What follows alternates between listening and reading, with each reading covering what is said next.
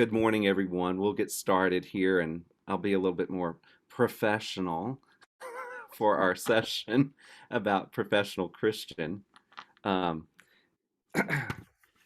so it's good to have everyone here on this Thursday, April 21st, 2022, right after Easter, Holy Week for all of us. Um, I'm delighted to introduce to you someone I'm getting to know here in St. Louis, and fellow St. Louis, Sarah Bereza, has served as a church musician in a number of denominational settings, holds a PhD and a certificate in feminist theory from Duke University, and has focused her research on music and theology in American Christianity. And her book, Professional Christian, Being Fully Yourself in the Spotlight of Ministry, just came out this past month. And that's the focus of our meeting here today. And so, Sarah, we are really glad to have you. It's good And to be here. yeah, and I'm going to pass it immediately to you and just ask you a twofold question. Tell us a bit about what you're doing these days, right now, and so that we can get to know you in that way, and also just your background um, and how you found your calling into church music growing up and uh, finding your path to this point where you are now. Yeah, yeah. So I'm here in St. Louis. I have husband, two little kids. Little kids are thankfully at school and daycare right now. I say thankfully because it's COVID time and they're often sick and at home. I am currently doing a sabbatical replacement as a choir director at a cooperative Baptist church, Third Baptist here in St. Louis, and I'll be at a Methodist church starting next 2 weeks from now. I'll be at a Methodist church for a while. And I have worked as a church musician, probably like you guys, since I was a kid. I started when I was 11. The church pianist moved away. I was 11, so I'm not quite sure, but I'm pretty sure she got pregnant and moved away. And Sarah, you're the next best pianist. You get to be the person. And this was an independent fundamental Baptist church, 3 to Thrive, Sunday morning, Sunday night, Wednesday night, the revivals, the evangelists who'd call me up to the front to play during their sermon. Hey, turn to this page, Sarah, play for me while I sing during my sermon. And then I went to college, studied organ, and then I kind of took a detour into academia and got a PhD in musicology. And I focused on basically the worship wars, which we all have been through those, right? And I was focusing on the conservative side, the fundamentalist side of things, writing about the theology that leads people to say that rock music is of the devil, that classical music is good, is pure, it leads people towards morality and reflects God's nature. Not my viewpoints, the viewpoints I was writing about. Right. And around that point in time, and I'd been working as a church musician all along, but in a part-time capacity, or I was the interim organist at a cooperative Baptist church, University Baptist in Chapel Hill, North Carolina for a year. It was great. I would do all the rehearsals, but my now husband was in Ohio. I was doing ethnographic work in South Carolina, so I did like about half of their Sunday services, and then would be up in Ohio, and I'd sub somewhere in Ohio another Sunday in the month, and then I'd go to South Carolina and visit a fundamentalist church with my notebook in hand, taking my field notes for my dissertation on another Sunday in the month. And at that point, I was thinking I'm going to be a university professor. That's what I was training for, but doing all this church work on the side. And then, I fell in love and I wanted to live in the same city as my husband, which is really hard to do when you're in academia, unless you want to make peanuts as an adjunct, which I didn't really want to do. I'd rather work at Starbucks. So I had been doing all this church work for years and years and years on the side, and I did a dissertation focus on church work. And so I really kind of not switched gears. I've continued doing academic work, presenting at conferences, but I never went on an academic job market. I went straight into the church world. I worked as the director of music at a Lutheran church, ELCA Lutheran church in DC for a year. My husband was doing research there. We moved back to Cincinnati for him to finish his schooling. And then moved here to St. Louis. I was the director of music, minister of music at a United Church of Christ congregation for almost 4 years here. and I resigned that job a little bit after Christmas, and I just finished there less than 2 months ago. So I'm in a very big transition of life. I had a pastor email me yesterday, Sarah, our choir director job is open. Do you want to apply? And y'all, I'm like in the midst right now of like doing that soul searching and Holy Spirit, what do you want from me? Figuring out where I need to be in this phase of life. It's been a very challenging 2 years with little kids. I had a pandemic baby and a kindergartner and a husband. My husband's a physician. He's gone a lot. So that's where I am right now. It's actually very strange having a book out. Professional Christian, like it came out 5 weeks after I resigned my job. No, 3 weeks. 3 weeks after I resigned my job, which is ironic, but where God led me in God's goodness. So that's a little bit about me and where I have been in life. I should add, I have worked across such a wide spectrum of denominations. It's like, do they hire organists? Yes, I worked there. I worked at a PCUSA church, two PCUSA churches, Episcopal, ELCA Lutheran, Methodist, UCC, that Cooperative Baptist year as their interim organist. So really across board, and then evangelical ones growing up. Well, you are among, I think there's others in this, well, I know of at least one who has gone across denominational lines here. And so God is in a lot of places, right? You are among good company here. And so we're really glad to have you, Sarah. Thank you for sharing It's good to be here. that bit about yourself and where you are right now. And we'll certainly be praying for you in your soul searching now that we know where you are currently and what you need. Need the Spirit to guide you through right now. So tell us how this book came together. What experiences led to the development and what experiences and to its fruition? Yeah, so as I said, I grew up in independent circles, and my experience of that religious environment was a big emphasis on an appearance of godliness. And that's not everyone's experience of that environment, but it was mine. And so I had that in my background of like thinking about the difference between appearance and reality and needing to look a certain way in a religious setting, in a ministry setting. And then while I was working on my doctoral work, I was interviewing vocalists, also in these fundamental churches, who had such a pressure on them to not just sing true words that their church believed was true, not just words that they believed were true, but to show in their faces, in their bodies, in their performance practices that they believed the words and were worshiping as they were singing.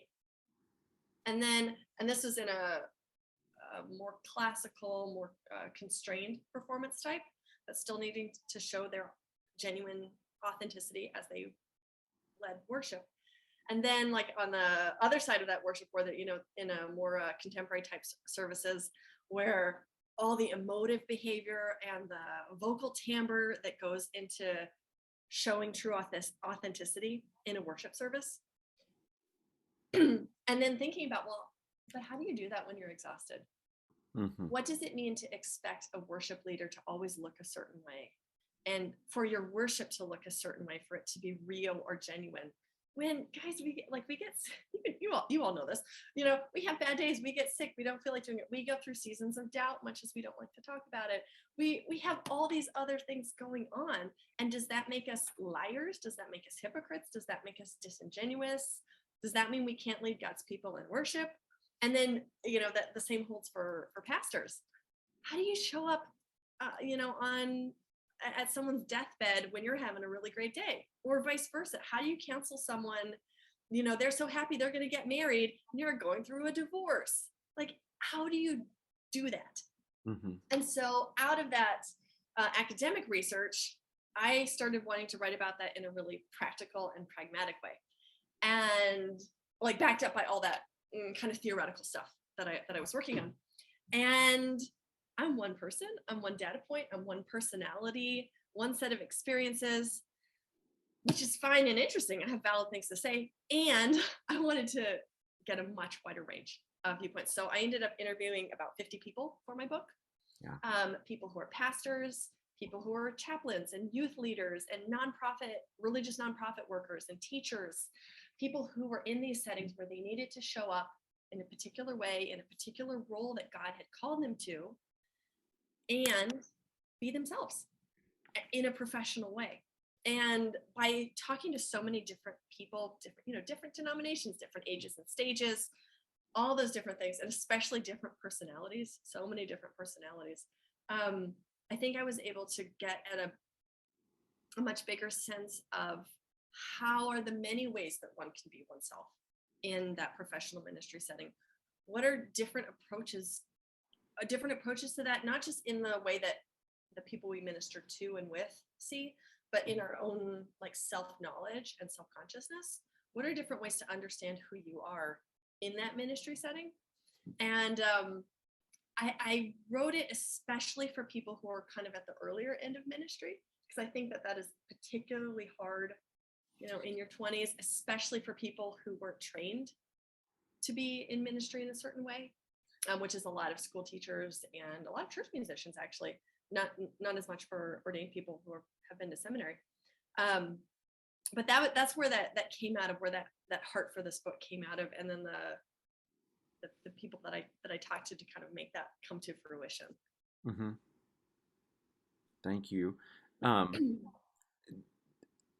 I would just interject to say that you say it's written, and I've read it, and yes, it's written, as you say, to that kind of you were leaning towards that audience. But here at my point in life, which I'm further from my 20s than I am my 50s now, I could say that there were some things for me to reevaluate at this point, to really think about here in this context, in this church setting where I am now, that I think all of us, wherever we are, could take some nuggets from certain chapters that I'll speak to one of those in a moment.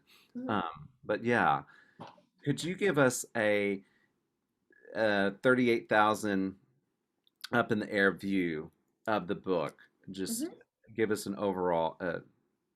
Sure. So that was the central question. How do you be yourself in these professional settings where your job is not to show up and talk about your bad day? Your job is to show up and lead worship. Your job is to be a certain way to people, to leading the people of God, to leading students, to leading the volunteers at your nonprofit. How do you be yourself with integrity and wholeness of heart?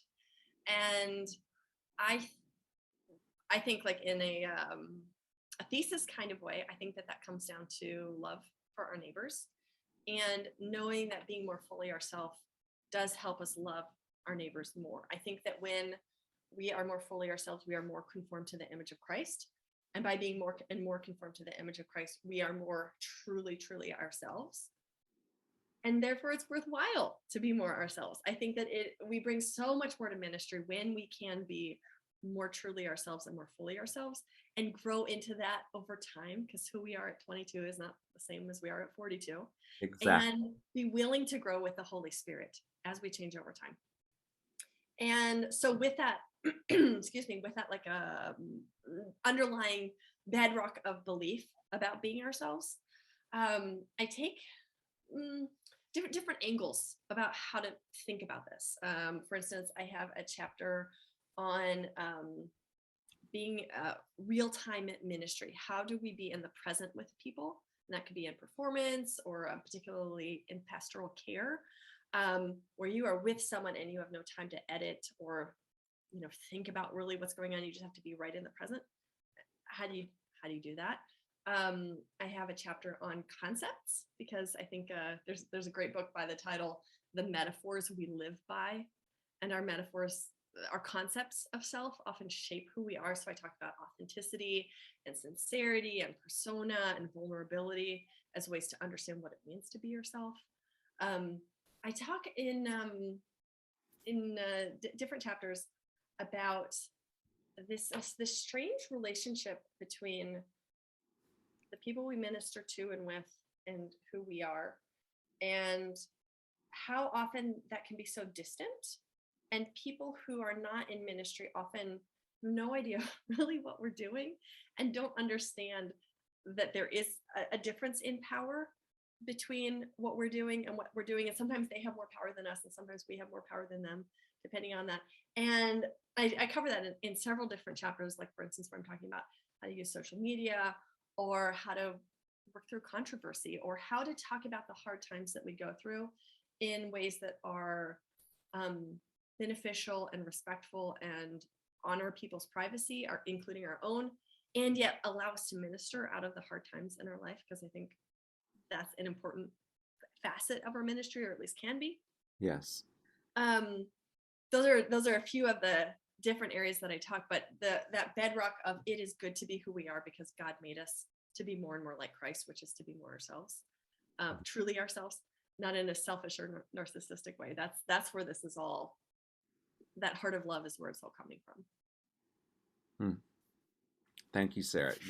I want to just interject to say that, and we'll share more about this details a little later, that we've talked about the idea of having opening up a book club for the summer for June in this format with Sarah, to engage in the book that way, with each other. And so I just wanted to throw that out there right now. But I also wanted to give everyone, like, I wanted to read an excerpt here from early on in the book. I didn't want to get too deep, but it's in chapter 2 about the power of the pedestals. It's called the chapter title is Power, Pedestals, and Other Complications of Professional Ministry in chapter 2. And you have on the section, our roles are part of who we are. Our roles are a part of who we are. Depending on what we believe about transparency and vulnerability, acting with integrity in our roles can feel like an unbearable tension with who we really are. Because being in a role sometimes requires that we show up when we don't feel like it. It requires that we weep with those who weep, even if we are personally happy, and that we rejoice with those who rejoice while living through a challenging private circumstance. Here's how Will Willimon describes this tension in the context of pastoral care, one of the persons that Sarah got to interview. Will Willimon says, I say, oh, that is a terrible problem you've got. I'm so sorry.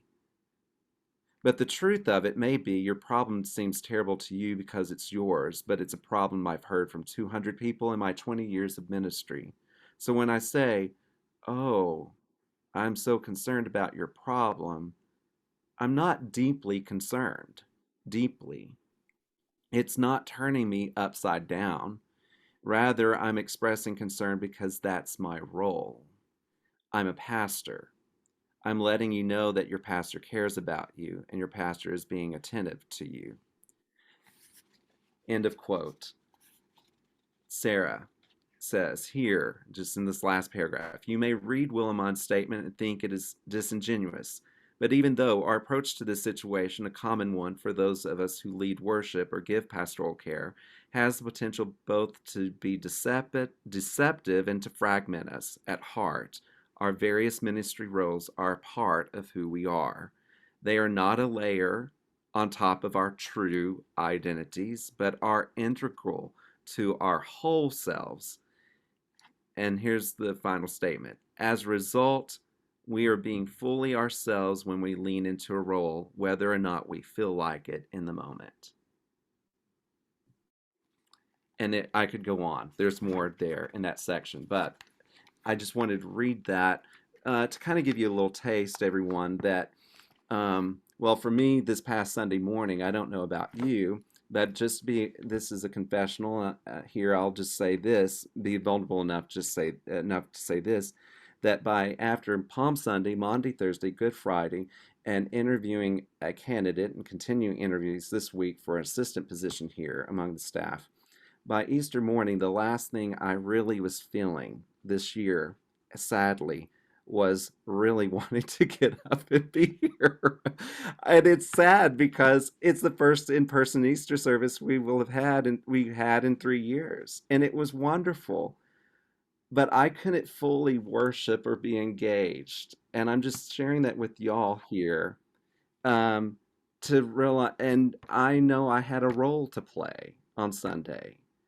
My presence and how I conducted myself, um, I didn't convey that to anyone. No one knew that. That was just here, and and now it's here.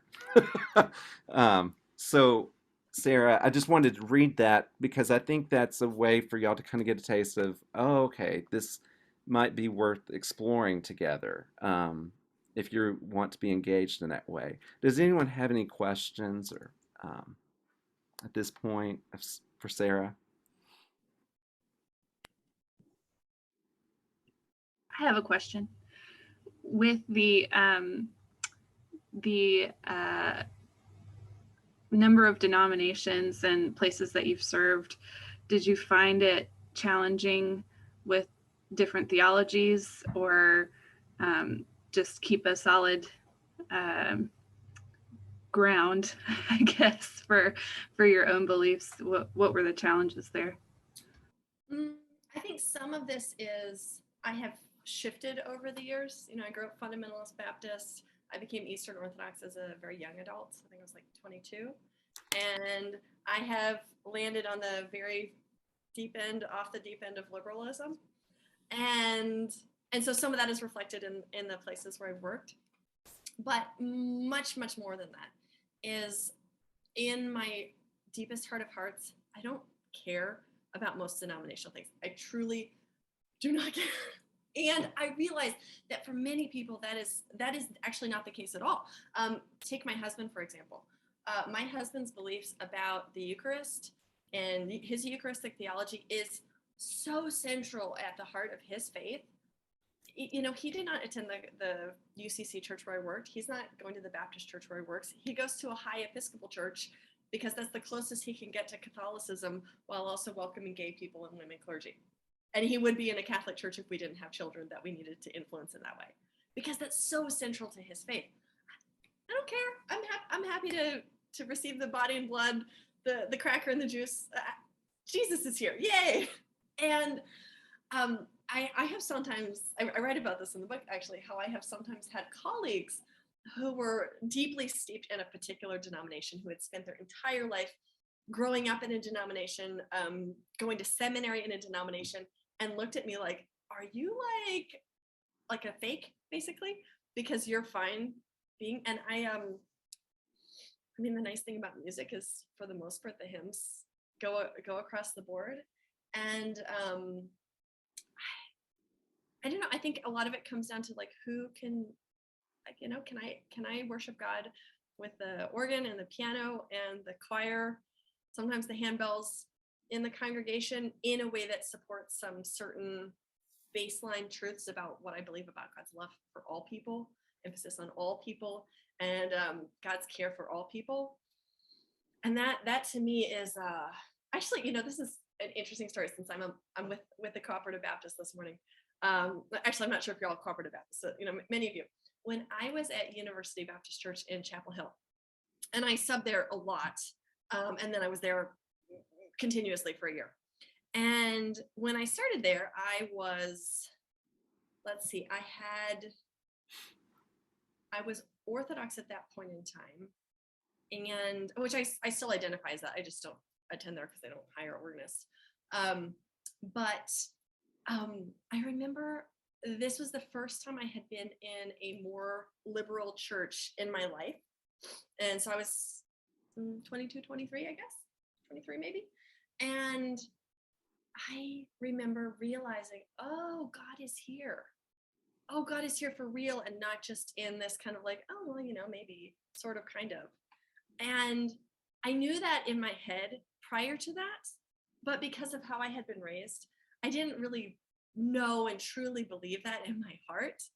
And that was a really formative experience for me in my kind of like lack of denominational affiliation, my denominational polyamory. I love where God is.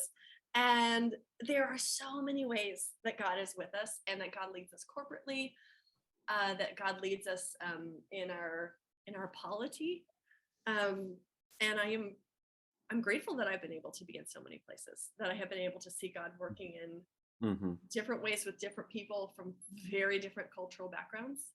And God is there. Mm-hmm. Good. Anyone Thank else? you, University Baptist, for that influence in my life. Archie? I want to comment on that because I was the minister of music there right before you came, and I'm so glad you. McCoys. Huh? Right before the McCoys? Yes, that's right. Yes. Oh, cool. So I'm glad to know that you found God there. Yeah. I left him. I left him there when I came. But anyway, I'm also glad because I've been in multiple denominations also. And I never had that struggle, Sarah, either.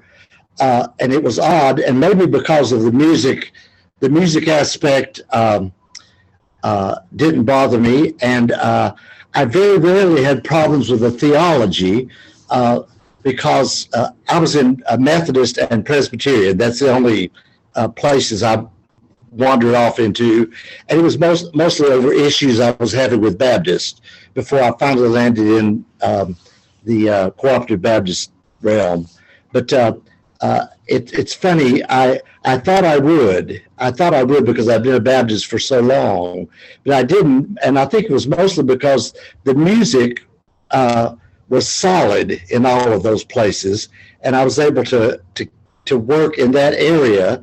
And the biggest problem I had was staff that did not recognize my degrees from a Baptist seminary. They looked down on my degrees. That was the biggest problem I had. The congregation was fine with it, but I got snubbed because I wasn't from Princeton or, whatever at that point. So anyway. People can be so funny about what they care about and what they don't care about. Hi, Sarah. My name is Doug Haney, and I'm in Dallas, Texas. Welcome. Years ago, I think I'm a fairly gregarious person. Some people on this call may or may not agree with that. I'm seeing a few people smile. But thank you, Ryan, for zipping your lip. However, I have to admit my demeanor in a fairly traditional liturgical setting tends not to be terribly ebullient, effusive, right? That seems a little out of place. So I'm at Wilshire Baptist Church in Dallas, and years ago I got an anonymous note in my mailbox. Yeah, and it's on the worship order, and I open it up, and it reads, "You should smile more."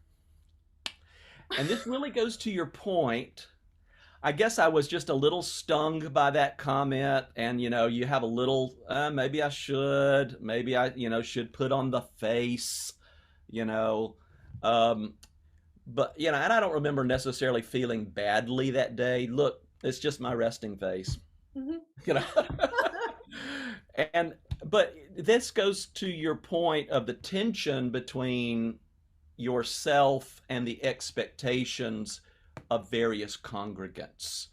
Would you care to talk about that just a little more in terms of, I guess we all have to figure out, how do we navigate the space between those two poles in the particular place where we're planted? So anyway, anything you want to say about that? After doing all these emails interviews, and out of my own personal experience, I really come down on the side of, you need to be aware of people's perceptions, but not a slave to them, because I think that other people's perceptions are important, and like what is professional in one setting is not appropriate in another setting. Like I'm at a church right now where I'm like, oh, I need to buy some nicer shirts because I'm not wearing a choir robe and I'm in front of the congregation. I can't look like a slouch because I don't have a choir robe. And like that's not me being fake. That's me looking out at the congregation and seeing all these nice ladies, with their nice dresses on, and going, okay, I want to honor the spirit here. And, if that means I'm not, I need to buy a couple shirts, fine, great, I can do that. And to me, I think that that's like a kind of superficial example, but there are so many places where we have things like that with others' perceptions. I think especially in the church, maybe more so for pastors, but actually, no, not really more so for pastors. So many people are influenced by who they grew up with, whatever their childhood perception of what a pastor was or a music minister, or whatever the youth leader was like when their kids were in Sunday school. And Sunday school was so great because it was 1985 and they can't handle what's happening these days and the kids aren't coming back. So it must be because this youth leader isn't, like so-and-so back when my kids were growing up, right? And or put in music, put in whatever the example is. And it's not about us.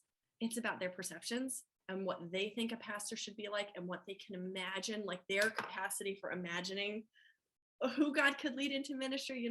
You're too fat, you're too tall, you're too quiet, you don't smile enough, whatever those things are. We can't be controlled by them because, then we'll be nobody. We'll be like that Aesop's fable where it's the, is the father on the donkey? Is the child on the donkey? Are they both off the donkey? Are they carrying the donkey? We can't satisfy everyone. And I talked to a number of people who spoke about how they were aware, like I'm thinking in particular of two Asian women who separately both said to me, I'm aware that people think that I'm not going to be the leader when I walk in the room and are surprised when they find out that I'm the leader. And I take advantage of that, like not in a manipulative way, but in the sense of like, I'm able to ask troubling questions because they are going to think that I'm going to be quiet and submissive.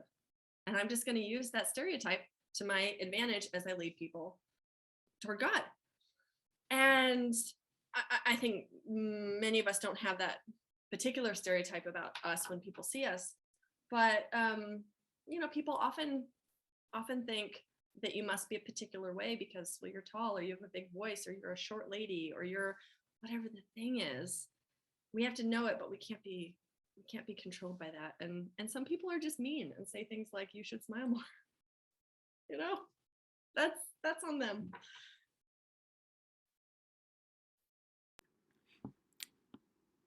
Anyone else have a question or feedback? Somebody came up to me Sunday and said that they were frustrated with me because I didn't pick their favorite hymn for Easter.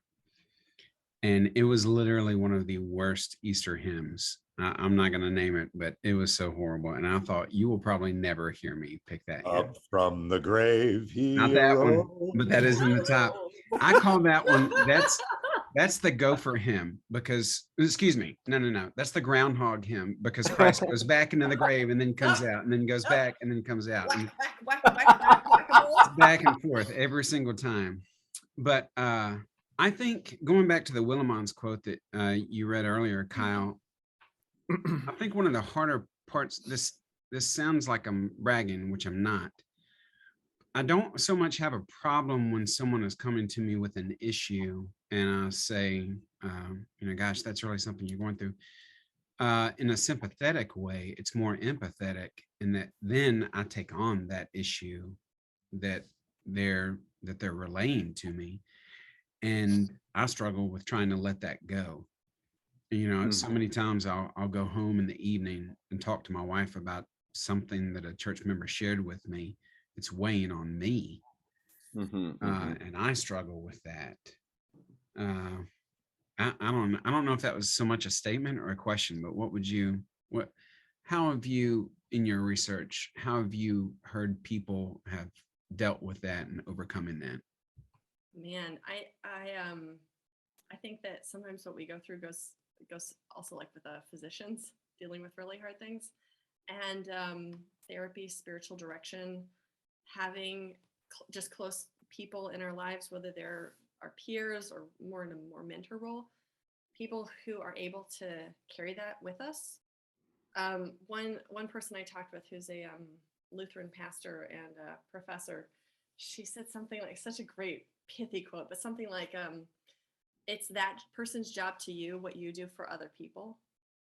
And you need to have someone in your life who can be that person. And I'm thinking specifically of physicians because my husband is a pediatric anesthesiologist, and sometimes he'll come home and he'll want to talk about something really horrible because he deals with really horrible stuff sometimes. Yeah. as his wife, I can carry a little, but I cannot be that person who carries the death of small children. I have small children. I can't be that. And I have insisted, no, you have to talk to a therapist. Like, there are people at your university that you can talk to. They have to be that person who holds that for you. Because I can't. I'm your wife. I'm not a therapist. I can't do that for you. And I think that goes for us in church settings. So depending on what we're going through, it can be our peers, and sometimes it needs to be someone not because not because we're in a crisis. I think sometimes we think of therapy or spiritual direction as crisis, but more as a maintenance of like needing to have a place for the hard things that we go through. And like I'm currently seeing a spiritual director, in part because I just went through a really difficult season at the church where I was working and was treated really, really badly, and it still really hurts my soul. And that's not just like a mental or social problem, that's also a spiritual problem, because it was God's people who were being really horrible. And that's not for my husband to carry, that's not for my children to carry. And much as I can talk with my friends, it's also not their job to like, they don't have the same tools as like a spiritual director or a therapist would have. And I think that we need to like respect those professionals and go to them. Maybe not always with like the everyday, but we go through we deal with hard things. When a choir member dies, that's really hard and can really weigh on us. Or when a choir member is dying, that can be really, really hard. And depending on our other roles in the church, if we're doing hospital visits, just dealing with the dynamics at a church where people can be, church is the hospital for broken people, right? We deal with a lot of brokenness, and I think that we need, at varying times in our lives, or maybe continuously, depending on what we do, we need people who can be there to be for us what we are for other people. Mm-hmm.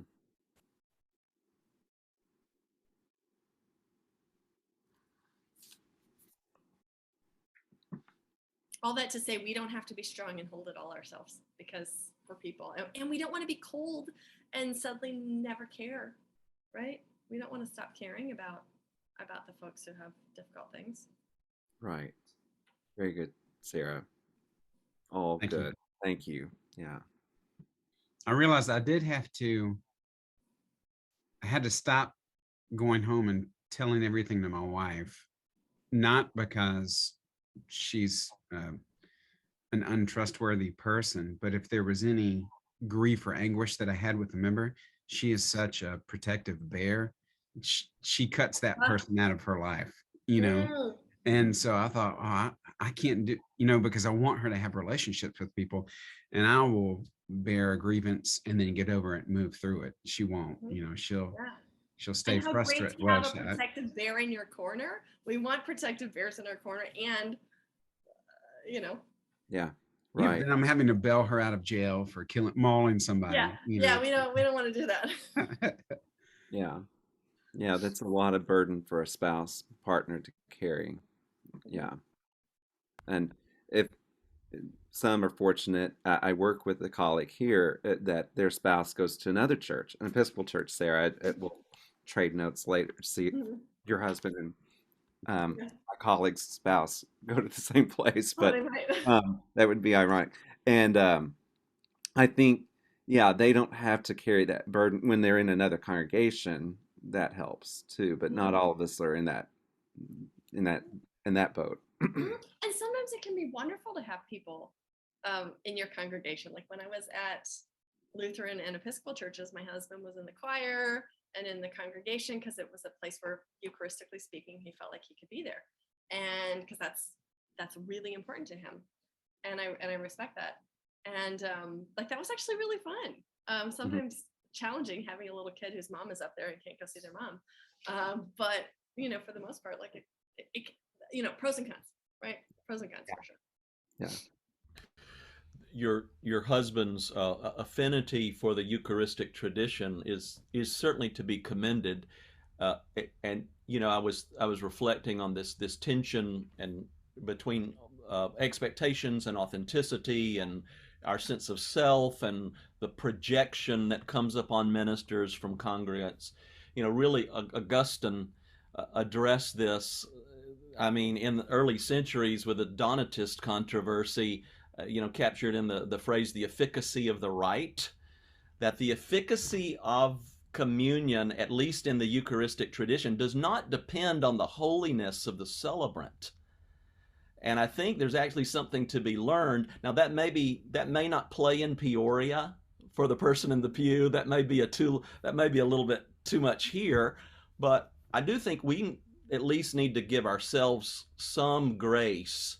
And I think there is grace in that theology that, God is at work, even if we are not, I'm going to pick a word out of the pure or perfect. And I sort of heard you say that a bit earlier.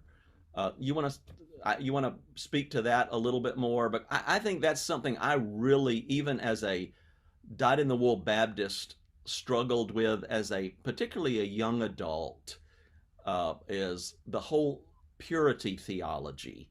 Mm-hmm. And am I pure enough to be a minister to these people? Hopefully, my theology now tends to be wrapped up summarized in the hymn, "There's a wideness in God's mercy like the wideness of the sea." But anyway, would you comment on, do you find the ministers you're 50, did they struggle with purity theology? No, I'm thinking. Back in your I interview. actually thought you said the ministers in their 50s. No, the ministers in their 50s did not, and they said, I'm a sinner saved by God's grace. It's the younger people who, especially, I think that this is less so for like a pastor's kid who then becomes a pastor who's grown up and has seen the underbelly. But many people go into ministry thinking the people here are so good because they're Christians and they behave so well. Yeah. And all of us know that this is not true. So like, just from my own life, when I was dealing with a lot of issues at the church where I had been working, I was hurt by what happened. And I was in no way surprised because I have seen colleagues go through similar things. And I was like, oh, my card came up. God's people can be really, really horrible and do bad things. And to get to what you're saying, though, I think that is also the case for the people, say, in a congregation who are looking at their minister of music, their minister for children, their minister for whatever the thing is, and looking at us and saying they must be extra special, so close to God. I bet if they pray for me at my hospital bed, God will hear their prayers more. And they might not say it exactly in that way, but like there's that part of them that just thinks that we must be extra special because God called us into ministry. And then there's the whole layer of like oftentimes being held to higher moral standards than the accountant in the congregation.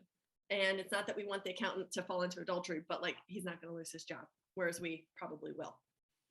And I think that dynamic where you have people in the congregation who expect you to be extra good, and maybe your children are going to be extra good. And what do you mean your kids started screaming in the service?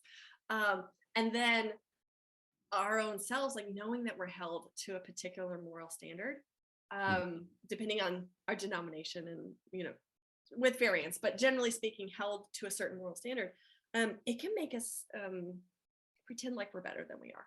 Mm-hmm. And what I noticed with the people that I interviewed who were older, it wasn't that they had become better people, but they had become more and more aware of God's grace in their life and their realization of just how imperfect that they are, and not in the sense of like, committing egregious immorality and covering it up, but rather saying, I am not perfect and I need God's grace for that. And I don't have to pretend that I'm somehow perfect, because that pretending, that's what gets us into trouble. That's what makes us think, oh, well, I must be really good, so I can do all these other things or compartmentalize my life or keep things secret because I don't want people to know that I would mess up.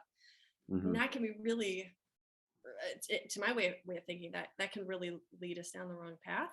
But I think that as far as I can see, people who continue in ministry, typically, with definite exceptions, are more and more aware of how imperfect they are. Yeah. And and see that as an opportunity, not just for God's grace in their own life, but as an opportunity to minister to other people and saying God's grace is in my life and I'm not so perfect. And it's not that I'm advertising my sins to the whole world in like some sort of like self-glorying, see how bad I am, but rather, God is with us, and I understand that God forgives us and keeps us in God's grace into the future. Sarah, yeah, thank you. That's a thought that just came to me, a person that, as you were speaking, it just became so, a lot just came to my mind. Bob Campbell, he passed away in December, the first pastor I worked with full-time ministry right after out of seminary in Houston at Westbury, that some of you may know by name or got to know over the years. Bob said to me, well, my first year of full-time ministry was his last year, so I felt like I was on this. He wanted to teach me everything he knew in that his last year of ministry before, because he knew he didn't have long with me. And some things he said, he acknowledged that he said in the pulpit back earlier on in his career at Westbury. He made it clear that he and Judy, his wife, he made it clear from the pulpit to the congregation that don't be fooled, congregation, if you don't think Judy and I never talked about one of our children, our son or daughter, coming home to say they're pregnant or got a girl pregnant. Don't ever think that we haven't had that conversation and are prepared of how to handle that and talk about that. And that, so admitting we are just as much subjected to the same things that all of you are in the pews. The other thing is he was very open about his clinical depression, which opened up avenues for many counseling sessions that he had with others. And yeah, so just wanted to share that. Mm-hmm. I'm thinking of a pastor that I interviewed in Florida, and I interviewed several pastors in Florida. I can't remember off the top of my head which pastor this was. And he talked about a colleague of his who suffered from an addiction of some kind. And he said he was using this colleague as like a kind of a negative example, saying it felt like every single sermon this guy preached somehow touched on this difficulty in his life. Every single, he was so stuck with this particular difficulty that he couldn't get past it. Mm-hmm. And we were talking about it in the context of saying, well, I mean, we need people outside of our lives, spiritual director, therapist, wise mentors, whoever those people are. We need that because they're the ones who should be holding that kind of thing for us or helping us through that kind of thing, and not our congregation. And it's not that we can't tell the congregation, I'm suffering with this addiction, pray for me, and mention it several times, or I'm suffering from clinical depression and mention it. And that can be an amazing avenue for ministry, that difficulty in our life. And yet you don't want every single sermon to be like, well, let me tell you about, here's my update on my clinical depression, right? Or here's this update on here's how my addiction is going. Like there's a very wide swath between, I mean, you can't see my hands, pretending that we are so perfect and pristine and we would never need medical interventions or rehab or whatever. And then on the other hand, saying this is all I can talk about because I'm so stuck in this place. There's a huge, not that God gives us these valleys so we can minister, but we can minister out of these valleys. Yeah. And there's a wide range in the middle where we can, I think, minister with vulnerability without taking advantage of the congregation or treating them as our therapist. Mm-hmm. Good. Sarah, I haven't had the opportunity to read your book, but are there suggestions on how to help congregations understand the professional minister, or are there suggestions for the professional minister on how to better communicate that? Yeah, I talk some about ways to make apparent what might be invisible to people in the congregation.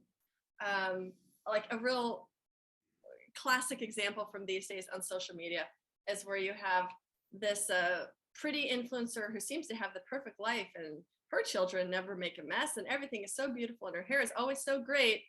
Well, obviously it's not. And we should know better than thinking that it is, right?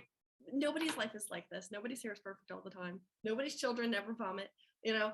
And sometimes these like influencer type people, like with that kind of job, will say like, okay, here's my dirty laundry, or here's what I look like without the makeup on, or whatever that type of thing is. And I think that we in ministry can learn from that, because the people in the congregation, people who volunteer at the nonprofit, might look at us and just think, well, you just have everything together. And it's not that we need to share our children's secrets or be like buddy buddy in a way that's not appropriate. But I think that we can like allude to the things like, hey, I take medication for my clinical depression. I think that that is a completely appropriate thing that kind of forces people to see that that little bit of our life that they're seeing is not the whole picture. And if you ask someone like cognitively, they know that little bit that they see of us on Sunday morning and maybe in choir rehearsal, they know that that's not our whole self. But it's so easy to think our bodies tell us that, well, that's who they are. And I think that we're allowed to say these, you know, in modest amounts and with care for the power dynamics where we are. I think that it's a good thing to reveal a little bit more. Like I'm thinking of one example. I had a series of miscarriages one summer, and I didn't tell my choir about it in the midst of it. But several months later, well, good bit later, when I was well into my pregnancy with my second son, I told them about what had been going on. In part because I normally would have coffee with them all summer, and I didn't because I wasn't feeling good. And I was like, I want you to know what I went through. Because if I had told them in the moment, like, you know, they would have felt sorry for me and I would have cried and like all these things that it felt like it was an invasion of my privacy and potentially putting an unfair burden on them. But tell them, you know, 8 months later, hey, I went through this hard thing. I want you to know this about me. That's, to me, a really appropriate way of bringing people into our lives in a way that says, like, life is sometimes really hard. And I know that too. I've been through hard things too. And it lets us minister more fully when people know that, hey, we've been through hard things. And, you know, we've had that conversation about our teenage kid. Oh God, please don't come home pregnant. Like that we have these conversations too.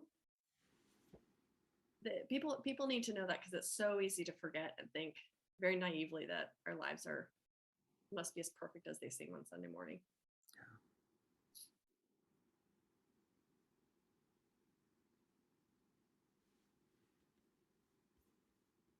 Also, one more thing. I was at a book group, another Zoom book group on Tuesday evening. It's the pastor leading a book group with maybe a dozen church members. Guess what their book is? Professional Christian. Because he wants them to have this like little window into like, hey, here's what it's like. Here are the issues that we struggle with, that we think about. You should be aware. Church leaders who are in the book group, you should think about this too. Mm-hmm.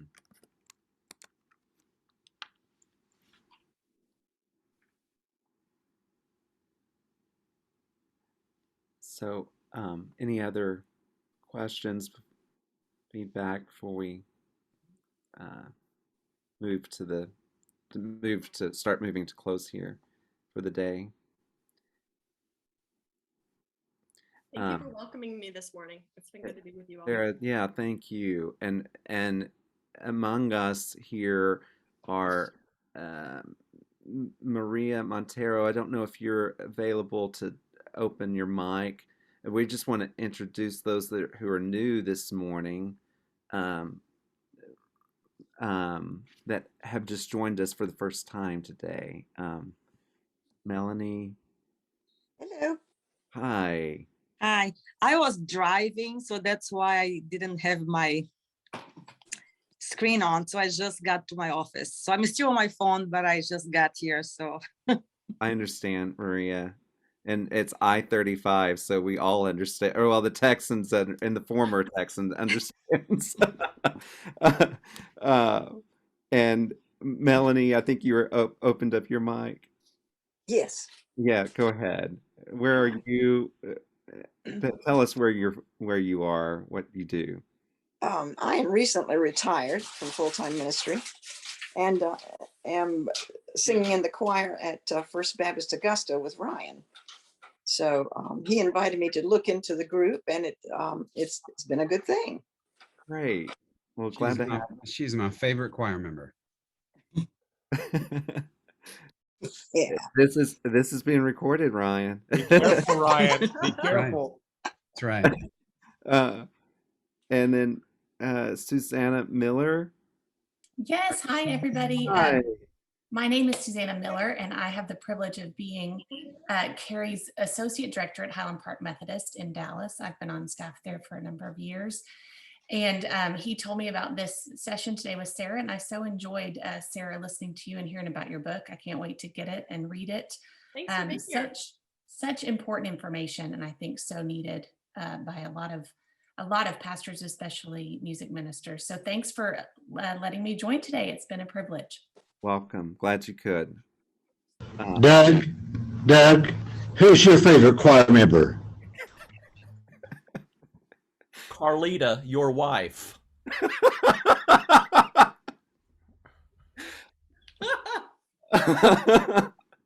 Oh, goodness. A lot of confessions here. Okay.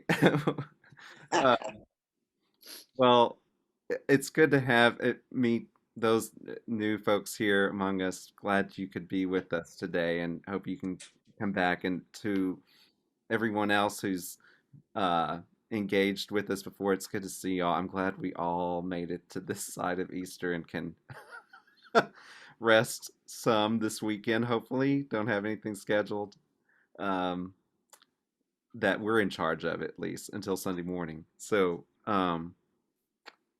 again, the book, if you want to order it, Sarah, it's available almost through Amazon. And I was so cracked up to find out that like Target sells books. Yeah. I can buy my children's socks and the vegetables and my book on Target.com. Yeah. You got it. Yeah. Yeah. Thank you, Brandy. Yeah. And local bookstores can order it, but they wouldn't have it. Yeah. So I encourage everyone, if you would like to spend time in May when things get settled down for you, if you want to engage in the book, and then we can in June have time to do breakout rooms and talk together in our breakout rooms that we've had, like even recently. I kept track of those, or sign up. I'll send out an email and let you know how you can just sign up, and Sarah can engage with us in a larger group time with what we share from our breakouts that we want to feel comfortable sharing, insights, thoughts, but just to spend some time for self-care and encouragement to each other in June. June 2nd and June 16th, I think, is what we agreed to. And I think we even said, Sarah and I were talking about this before this session this morning, that maybe pushing it, backing up and doing 9 a.m. Central Time and then 10 a.m. Eastern. That way, doing it at the top of the hour, so that way we can get on with our days. Those, is that agreeable to everyone? I'll just poll everyone and see. But I think we started this 9:30 time to make some. I can't remember what provision we were making, why we made that change, but it may have been with my schedule back several months back. But so anyway, but this may be a better time for some of us, especially traveling. Maria and Carrie, as you were this morning, my commute in St. Louis is nothing like what y'all have to deal with in Dallas and Waco. So anyway, but No, I was just lazy after Easter. That ain't got nothing to do with the commute. That was just me. He is tired after Easter. Tired, yeah. So Sarah, thank you again. Hey, thank you for having me. Yeah, what a gift of your time and this here. Thank you. I'll close this in prayer and let us continue with our days. Let's pray. Eternal God, in you we live and move and have our being, and we humbly pray you so to guide and govern us by your Holy Spirit, that in all the cares and occupations of our life today, we may not forget you, but may remember that we are ever walking in your sight. Through Jesus Christ our Lord. Amen. And so, friends and beloved of God, breathe and bless and be well.